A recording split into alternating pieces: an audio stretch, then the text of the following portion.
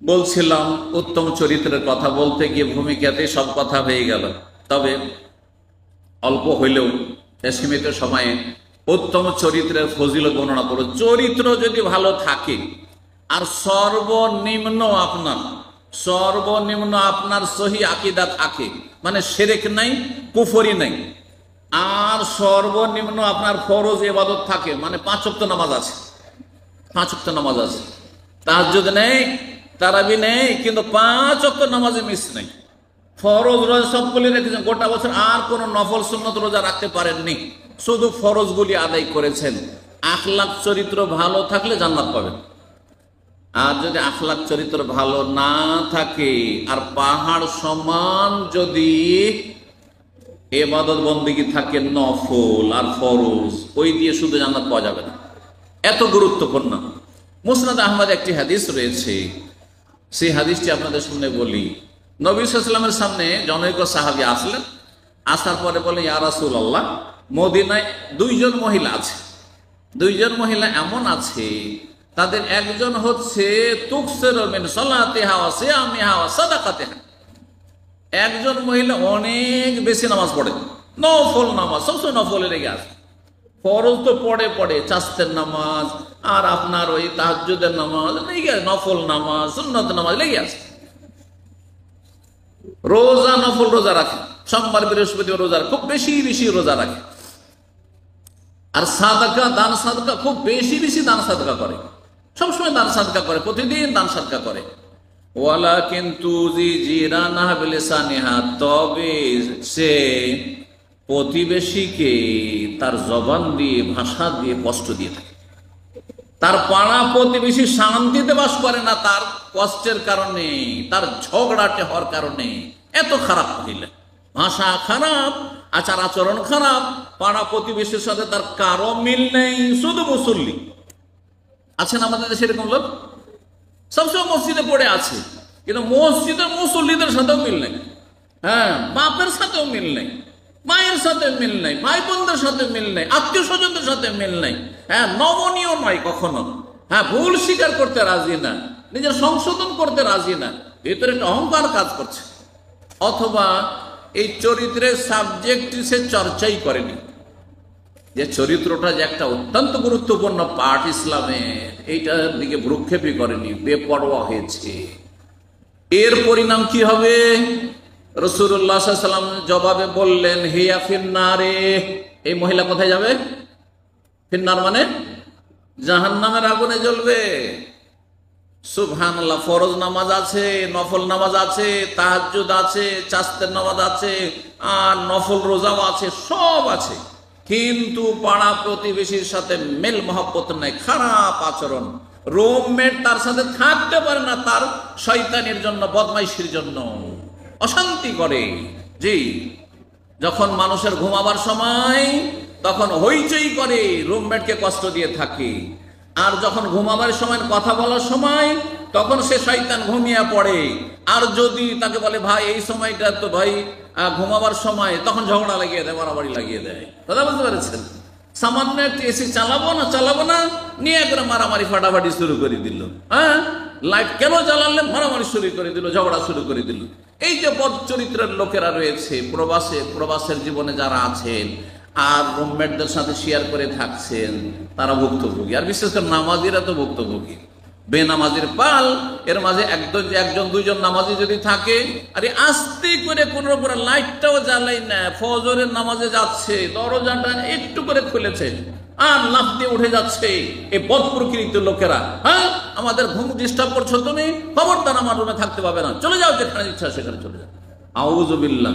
আমাদের একদিনই ভাই এসে বলছে, নামাজি ভাই, সে নতুন ছেলে, এসে বলছে, শায়েখ সব বেনামাজি ছিল।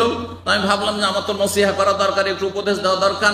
তা আমি বললাম যে, ভাই আপনার নামাজ পড়েন, আপনারা সবাই মুসলমান, তো আপনার নামাজ পড়েন, এই কথা বলেছি সিকো মার্কেটে, এইখানকার ঘটনা না, যেমনই বলেছি, বলছে যা বললে আর জীবনে এই কথা বলবে না, হ্যাঁ হ্যাঁ, এই কথা বললে খবর আছে। সুবহানাল্লাহ, যেন কত বড় অপরাধ করে দিচ্ছে। এরা তো ইবলিস শয়তানকে হারিয়ে দিবে, আর ইবলিস শয়তানের আগে আগে চলবে এরা। কথা বুঝতে পেরেছেন? এদের অনিষ্ট থেকে জাতিকে, সমাজকে, পরিবারকে আল্লাহ যেন হেফাজতে রাখেন।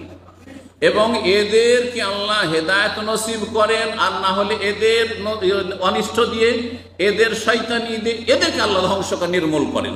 জি, বলছিলাম চরিত্র অত্যন্ত গুরুত্বপূর্ণ জিনিস। আরেক মহিলার কথা তখন ওই সাহাবী জিজ্ঞাসা করলো, ইয়া রাসূলুল্লাহ, আরেকজন মহিলা আছে বেশি নামাজ পড়ে না, শুধু ফরজটা পড়ে, শুধু ফরজটা পড়ে, রোজা রমজান মাসে শুধু রোজা রাখে, আর কোন মুহররমে রোজা নেই, জিলহজে নেই, কিচ্ছু নেই, ওইসব রোজা টোজা নাই, নফল রোজা নেই, শুধু ফরজ রোজা রাখে, আর কোন রকম যাকাত দেয় বা অভাবী যাকাতও নেই, আর সাদকাও নেই, ও দান সাদকাও নেই, দান সাদকা জীবনে করতে দেখি না। কিন্তু ওয়ালাকিন লা তুজি জিরানাহ বিলিসান, কখনো কোনো মানুষকে কষ্ট দেয় না, কোন মহিলাকে, কোন পুরুষকে, কোন পাড়া প্রতিবেশীকে কখনো জীবনে জবান দ্বারা, কথার দ্বারা, কাজ দ্বারা কষ্ট দেয়নি। সবার সাথে তার মিল মহব্বত রয়েছে এবং সবার সাথে ভালো আচরণে চলাফেরা করে। রাসূলুল্লাহ সাল্লাল্লাহু আলাইহি ওয়াসাল্লাম বললেন ওই মহিলা সম্পর্কে, হিয়া ফিল জান্নাতে, সে জান্নাতে যাবে। আল্লাহু আকবার, সে জান্নাতে যাবে। এই জন্য চরিত্র ভালো রাখবেন। ঠিক, চরিত্র ভালো কোনটি? অল্প সময়ে এক কথাতে বুঝে পারেন, আপনি যেটা ভালোবাসেন অন্যের তরফ থেকে, সেটাই আপনি অন্যের সাথে আচরণ করবেন।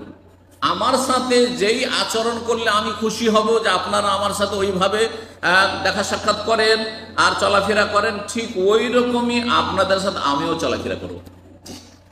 চরিত্রের ব্যাপক আলোচনার প্রয়োজন রয়েছে, চরিত্রের ব্যাপক দিক রয়েছে, বিভিন্ন দিক রয়েছে। কথা দ্বারা মানুষের সাথে ভালো আচরণ করা, কাজের দ্বারা ভালো আচরণ করা, অন্তর থেকে হিতাকাঙ্ক্ষী হয়ে, দরদি হয়ে, ব্যথিত মানুষের ব্যথায় ব্যথিত হয়ে, আর আনন্দিত মানুষের আনন্দে শরিক হয়ে, ভালো চরিত্র। মানুষ খুশি, হ্যাঁ আপনার একটা খুশির খবর, আমিও তাতে খুশি, আপনার প্রতিবেশী হিসাবে, পরিচিত হিসাবে। আপনার ব্যথা হয়েছে, কষ্ট হয়েছে, শোক নেমে এসেছে, আমি আপনার শোকে আপনার সাথে সমবেদনা জানাচ্ছি, আমিও যেন ব্যথিত আপনার সাথে। এই নয় যে আপনার শোক চলছে আর আমার আমোদ ফুর্তি চলছে, এইটা নয়। হ্যাঁ, আমি যেমন চাই যে আমার সাথে মানুষ এসে হাসি মুখে কথা বলুক, আমিও হাসি মুখে কথা বলবো। আমি চাই যে আমার সাথে সবাই সত্য কথা বলুক, আমিও সবার সাথে সত্য কথা বলবো। আমি চাই আমার সাথে ন্যায় নীতি অবলম্বন করুক, মানুষ ইনসাফ করুক, সুবিচার করুক, আমিও মানুষের সাথে ন্যায় নীতি অবলম্বন করব। আমি চাই আমার সাথে আমানতে যেন খেয়ানত না করে, কেউ ধার বাকি নিয়ে যেন আপনার ঢিলালি না করে, আর এরকম বদমাইশি না করে, হ্যাঁ টাল বাহানা না করে, আমিও সেই রকম মানুষের সাথে আচরণ করব। এই নয় আমার টাকাটা তো নগদ নগদ চাই, আমার হকটা তো ন্যায্য চাই, কিন্তু আমি মানুষের সাথে ইনসাফ করতে জানি না, আমানত রক্ষা করতে, এমনটা যেন না হয়। আল্লাহ যেন বুঝার তৌফিক দান করেন। সবচাইতে বড় চরিত্রবান ব্যক্তি কে বলতে পারেন? সবচাইতে বড় চরিত্রবান ব্যক্তি আল্লাহ স্বয়ং সার্টিফিকেট দিয়েছেন, কে? মুহাম্মদ রাসূলুল্লাহ সাল্লাল্লাহু আলাইহি ওয়াসাল্লাম। সূরা কালামে আল্লাহ বলছেন আয়াত নম্বর 4, ওয়া ইন্নাকা লাআলা খুলুকিন আযীম, হে নবী নিঃসন্দেহে, এতে কোনো সন্দেহ নাই যে আপনি মহান চরিত্রের অধিকারী। খুলুকিন আযীম, আযীম মানে মহান, আর খুলুক মানে চরিত্র, আপনি মহান চরিত্রের অধিকারী। তো নবী সাল্লাল্লাহু আলাইহি ওয়াসাল্লামের চরিত্র কি ছিল? এক কথাই শুনে নেন, যেটা সহজ হবে আপনার জন্য, আমার জন্য। মা আয়েশা রাদিয়াল্লাহু তাআলা আনহাকে কিছু মহিলারা জিজ্ঞাসা করছেন যে কাইফা কানা খুলুক রাসূলিল্লাহ সাল্লাল্লাহু আলাইহি ওয়াসাল্লাম, তার বাড়ির মানুষ বেশি জানে। দেখেন এইখানে আমি কতক্ষণ থাকছি, 1-2 ঘন্টা থাকছি, তো 1-2 ঘন্টায় যতটা জানা ততটাই না জানবেন, তার বেশি তো জানবেন না। অফিসে ধরেন একজন 8 ঘন্টা থাকে, 8 ঘন্টায় আপনি অ্যাক্টিং করছেন, অভিনয় করছেন আপনি, আর মানুষের সাথে ভালো চলার চেষ্টা করছেন, একটু সুনাম নেওয়ার চেষ্টা করছেন, আপনি আইডিয়াল ওয়ার্কার হওয়ার চেষ্টা করছেন আপনি, হ্যাঁ। কিন্তু আপনার আসল চেহারাটা ফুটে উঠবে কোথায়? আপনার স্ত্রীর সামনে 24 ঘন্টা যেখানে থাকছেন আপনি, আপনার ছেলে মেয়ের সামনে আসল চেহারাটা ফুটে উঠবে। আপনার আকীদা কেমন, আপনার আখলাক কেমন, আপনার চরিত্র কেমন, আপনার আদান প্রদান কেমন, স্বামী স্ত্রীর সম্পর্ক কেমন, ছেলে মেয়েদের সাথে সম্পর্ক কেমন, বাপ মার সাথে সম্পর্ক কেমন, আর আপনার অন্তরটা কেমন, আপনার মন মানসিকতা কেমন, সব আপনার স্ত্রী, আপনার ছেলে মেয়েরা সবচেয়ে বেশি জানছে আল্লাহর পরে। মা আয়েশা রাদিয়াল্লাহু তাআলা আনহাকে জিজ্ঞাসা করা হয়, কেন জিজ্ঞাসা করা হলো? যে স্ত্রী বেশি খবর রাখে স্বামী সম্পর্কে। তখন তিনি বললেন কানা খুলুকুহু সাল্লাল্লাহু আলাইহি ওয়াসাল্লাম আল কোরআন, নবী সাল্লাল্লাহু আলাইহি ওয়াসাল্লামের চরিত্র ছিল আল কোরআন। নবীর চরিত্র ছিল কোরআনের বাস্তবায়ন করা।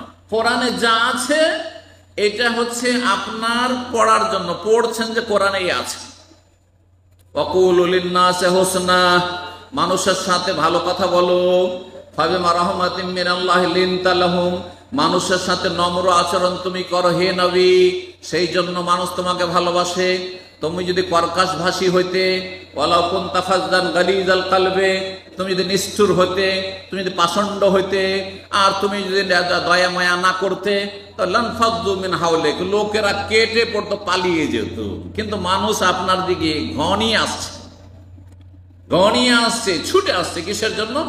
আপনার উত্তম চরিত্রে আকৃষ্ট হয়ে।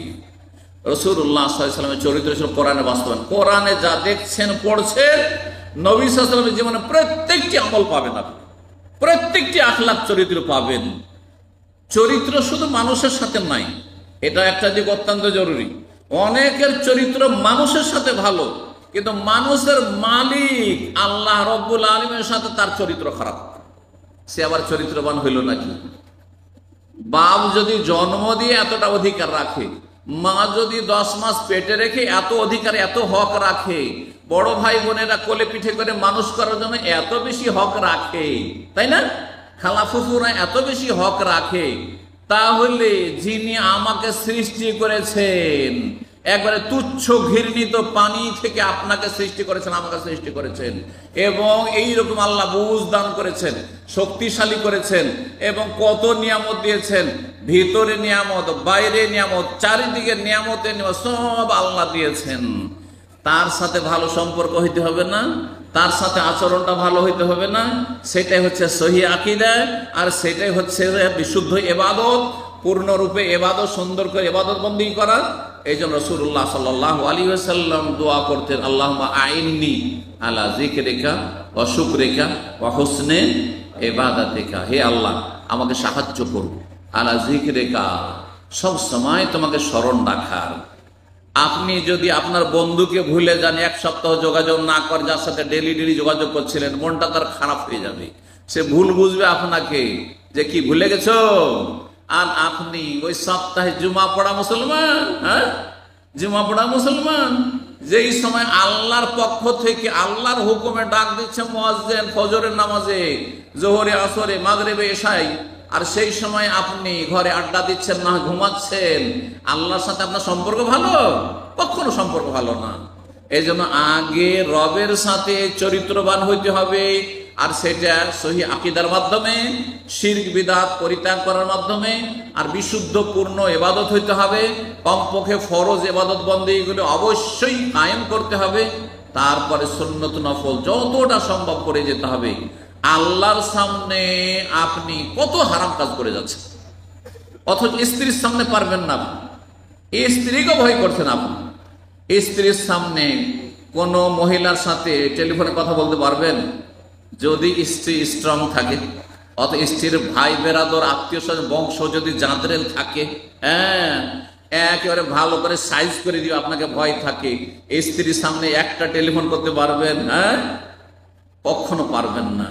আর রবের সামনে অহরহ আপনি গুনার কাজ করে চলে যাচ্ছেন, যে রব যে কোনো সময় ধরে নিতে পারে, যে কোনো সময় পাকড়া করতে পারে, যে কোনো সময় সাজা শাস্তি দিতে পারে, যে কোনো সময় হালাক করে দিতে পারেন, যে কোনো সময় আযাব নেমে যেতে পারে। একটু ভয় করেন না আপনি? আল্লাহকে লজ্জা করেন না? মানুষকে লজ্জা করছেন।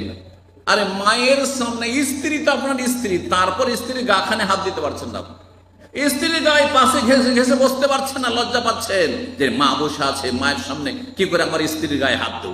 অথচ জায়েজ কাজ, হয়তো সেটা অশোভনীয়, হ্যাঁ, কারণ একটা সামাজিকতা আছে, কিন্তু আপনি আল্লাহর সামনে অহরহ গুনার কাজ করে যাচ্ছেন, আল্লাহর সামনে পাপ করে যাচ্ছেন, আল্লাহ সব শুনছেন আর মিথ্যা কথা বলে যাচ্ছেন, আল্লাহর সামনে আপনি ধোঁকাবাজি করে যাচ্ছেন, আল্লাহর সামনে আপনি বেঈমানি করে যাচ্ছেন, আল্লাহর সামনে আপনি হারাম খেয়ে যাচ্ছেন, হারাম দেখে যাচ্ছেন। আপনি চিন্তা করুন তো দেখি, আমার সামনে বসে ফেসবুকে খারাপ ছবি দেখতে পারবেন না, সামান্য খারাপ একটা মহিলার ছবি বের করতে পারবেন না, আমার সামনে বসে পারবেন না, ঠিক কিনা?